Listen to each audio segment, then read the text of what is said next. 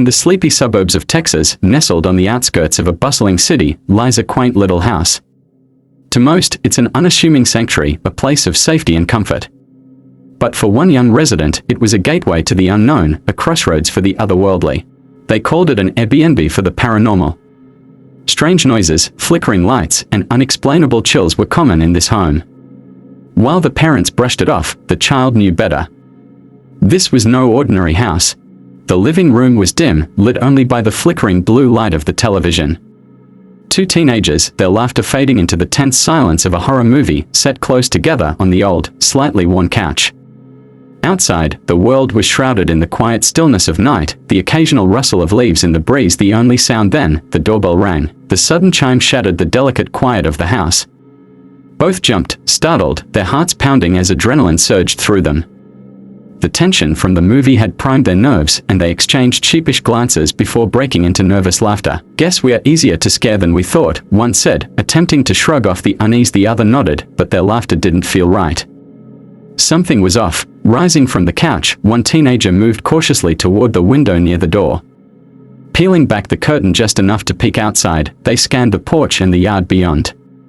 The dim glow of a street lamp barely illuminated the quiet street, and the porch itself was empty.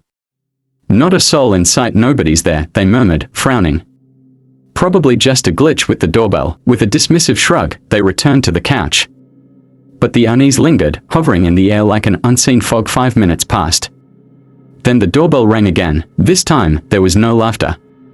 Both sat frozen, staring at the door as if it might swing open on its own. The sound had been unmistakable, loud and clear, and now it felt more deliberate. More ominous. Frustration replaced fear as one of them, the bolder of the two, stood up. "I'll check again.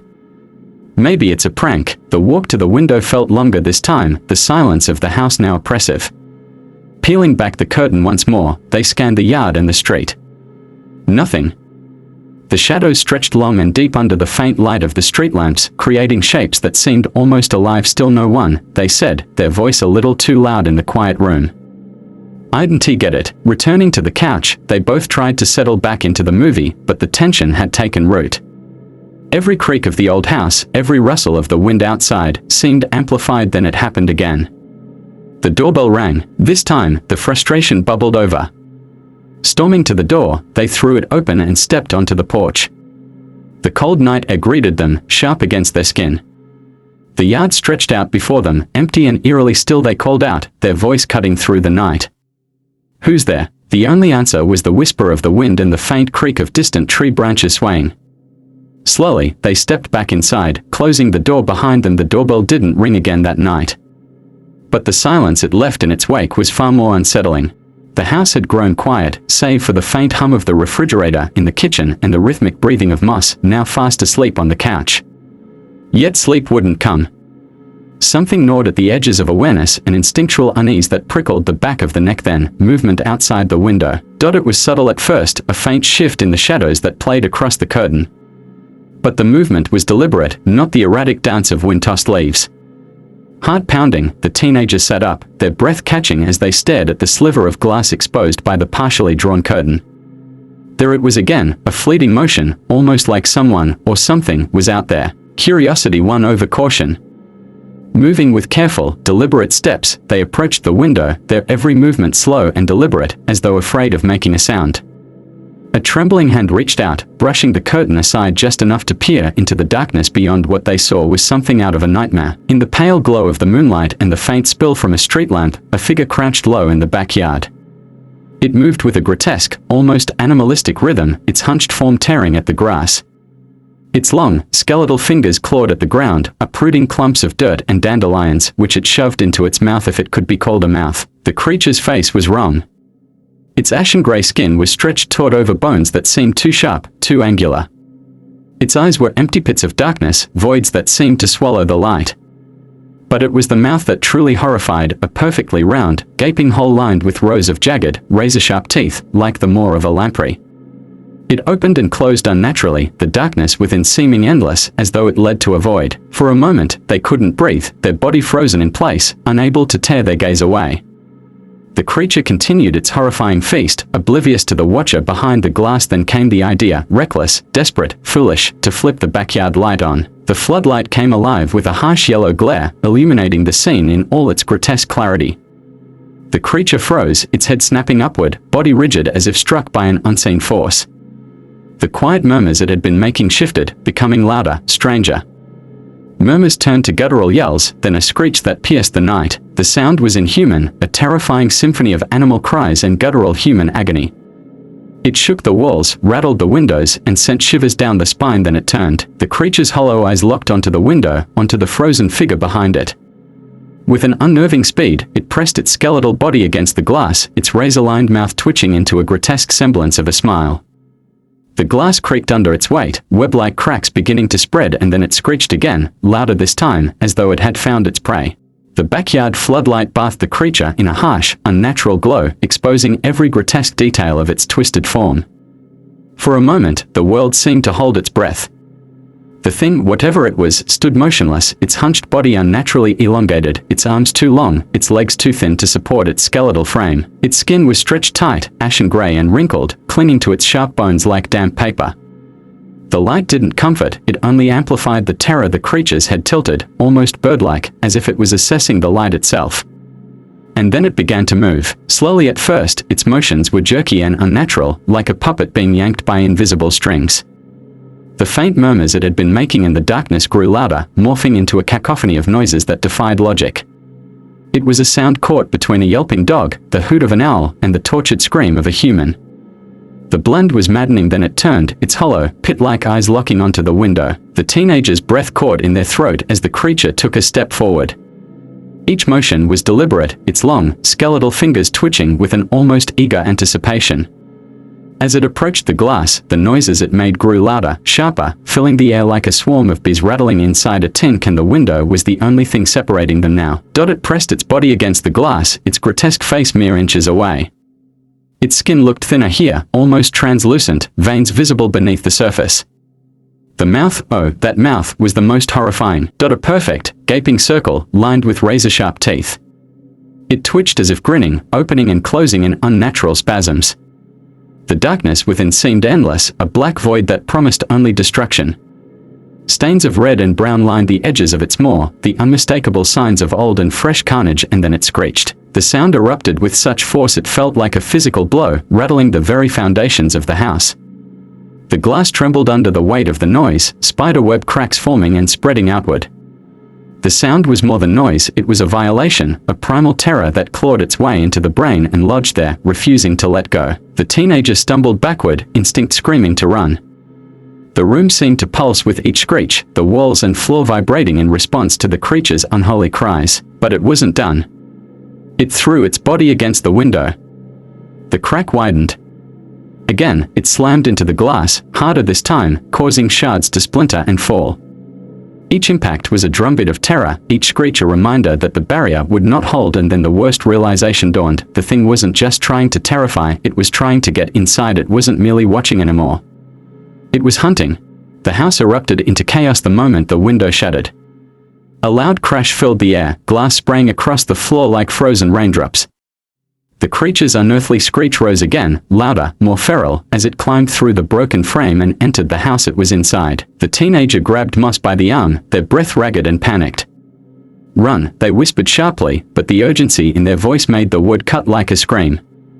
Together, they bolted, their bare feet pounding against the hardwood floor as the thing moved behind them. Every sound it made was worse than the last, the crunch of its bones as it twisted and contorted through narrow spaces, the wet slap of its feet on the floor, and that incessant clicking noise, like claws tapping against glass, that followed their every move. They skidded into the hallway, their path illuminated only by the faint glow of a nightlight plugged into the wall. The house felt like a labyrinth, the once familiar walls now towering like the sides of a cage. Behind them, the creature's shadow danced on the walls, flickering and stretching in grotesque shapes. Each footstep it took echoed unnaturally, louder than it should have been. Its movements were both jerky and impossibly fast, as though it was skipping moments of reality to gain on them. In the panic, they stumbled into the kitchen. The tile floor was cold underfoot, but there was no time to notice. The teenager slammed a chair behind them, creating a makeshift barricade, but the sound of splintering wood told them it would do nothing. The creature was relentless. A loud crash followed as it slammed into the door frame, its skeletal body too large yet too malleable to be confined by human architecture. The guttural screeches it let out now were deafening, reverberating through the house like a twisted melody of death. Moss tripped, letting out a stifled cry, and the teenager hauled them to their feet. They could feel the creature's presence closing in, the air growing colder and heavier with each passing second. Mom's room, the teenager shouted, dragging Moss down the hall. They reached the bedroom and flung the door shut behind them. Hands trembling, they pushed the dresser against the door, the scrape of wood on wood almost as loud as their panicked breathing. For a moment, silence fell, but then it came, the clicking noise, soft at first, like a distant metronome. It grew louder, closer, the sound becoming more frantic, more deliberate. The creature was right outside. The clicking stopped. The sudden silence was worse than the noise.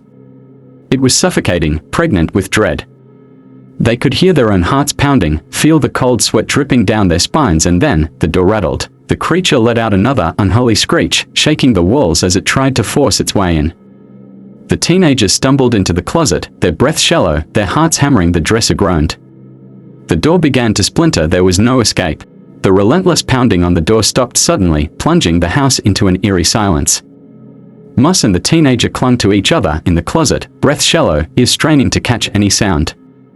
Then, a new noise, a slow, deliberate clicking, emerged, growing louder as it moved away from the door. The sound receded, replaced by the creak of the front door opening. Relief was fleeting as a familiar voice called out, "Kids! We are home." Panic surged. The teenager burst from the closet, dragging Moss with them, their voices frantic as they sprinted toward the living room. "Get out! It's here!" Their parents barely had time to react before the creature burst from the hallway, its screeching a deafening roar. But it didn't stop. It barreled past them, out the front door, across the yard, and vanished into the dark woods. No one spoke. Terror gripped them all. The night was still again, but the silence carried a weight it hadn't before. The faint creak of the rocking chair on the porch and the distant rustle of leaves in the woods were the only sounds as the family huddled outside the house, their faces pale and drawn. No one dared to move back inside, not even to retrieve shoes or jackets. The creature was gone, but the air still felt heavy with its presence, as though the house itself bore its taint. The teenager stared at the front door, now hanging loosely on its hinges, splintered from the thing's violent exit. Shards of broken glass littered the porch and the floor just inside, glinting like jagged stars in the faint moonlight. What was that?" Moss whispered, their voice trembling. No one had an answer. The parents exchanged a look, their usual authority replaced by unease. The stepmother, who had always been the pragmatic one, was the first to speak. "It's gone," she said, her voice shaky but firm. "Whatever it was, it's not here anymore." But even she didn't sound convinced. "I've seen animals before," the teenager muttered, more to themselves than anyone else. "Wolves, coyotes, even a mountain lion once." "That wasn't any animal." Their mother nodded absently, her gaze fixed on the dark tree line across the street. "It was something else," she whispered. They stood there for what felt like hours, unsure of what to do. Finally, the stepmother turned toward the teenager. "Did you see where it went?" The teenager pointed to the woods, their hand trembling. "It ran in there." "Just kept running." The group fell silent again. None of them wanted to ask the question that lingered unspoken. Would it come back? Eventually, the parents insisted they return inside. The teenager hesitated, staring at the shattered window and the faint bloodstains on the floorboards where the creature had pushed through. Moss grabbed their hand, squeezing it tight. "We'll stay together," Moss said softly. Reluctantly, they stepped inside, barricading the damaged door as best they could. No one slept that night. The air was too heavy, the memories too fresh. Every creak of the house sent their hearts racing, and every shadow felt alive. The creature was gone, but its presence lingered, a reminder that some things defy explanation and some terrors never truly leave. The hours crawled by, each second heavy with the weight of fear. No one spoke. The house had fallen into an oppressive silence, broken only by the occasional creak of settling wood. The once familiar sounds felt alien, each one amplifying the dread that lingered in the air. Huddled in the living room, the family sat together, their faces pale and drawn. The broken door had been barricaded with whatever they could find, a bookshelf, a coffee table, and the dining chairs piled high, but it felt like a futile effort. No one believed it would hold if the creature came back. The teenager sat closest to Moss, their knees pulled to their chest, their arms wrapped tightly around them. Moss stared at the boarded-up window, their eyes wide and unblinking. "Do you think it's really gone?" Moss whispered, their voice barely audible. "I don't know," the teenager replied, their voice trembling. "But it's out there." Somewhere their mother sat by the fireplace, her hands gripping a flashlight so tightly her knuckles had turned white. "We'll stay here until morning," she said, though it sounded more like a plea than a plan. The stepmother paced the room, her movements sharp and agitated. "It's not just the house," she muttered, almost to herself. "That thing, it didn't just appear. It was here, watching. Waiting." The words hung heavy in the room, drawing everyone's attention. The teenager's gaze flicked to the broken window and beyond, to the dark expanse of the backyard. The woods loomed in the distance, silent and foreboding. No one slept that night. Even as the first rays of dawn began to creep across the sky, the unease didn't lift. The creature was gone, but its presence lingered in the shadows, in their minds, in the house that would never feel like home again.